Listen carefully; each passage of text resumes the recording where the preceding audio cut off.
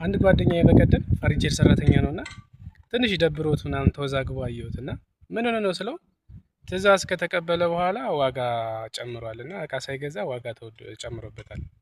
እና ሌሎቻችን ባለሙያዎች ያው መቼም አንዱ ከአንዱ ነው የሚማረው እና ትዕዛዝ ስንቀበል ልክ እንደተስማማን ቀብዲ እንቀበላለን። ቀብዲ ስንቀበል ሰዎቹን አሳምነን ቢያንስ እቃ መግዣ የሚሆን ገንዘብ እንዲሰጡን አድርገን ወዲያውኑ ሳንውል ሳናድር ለዛ ስራ የሚያስፈልገውን እቃ ገዝተን ማስገባት አለብን።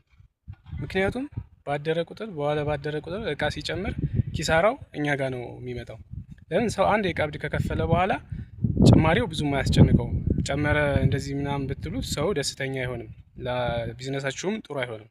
ስለዚህ ባለሙያዎች እንደዛ አይነት መፍትሄዎችን ተጠቀሙ።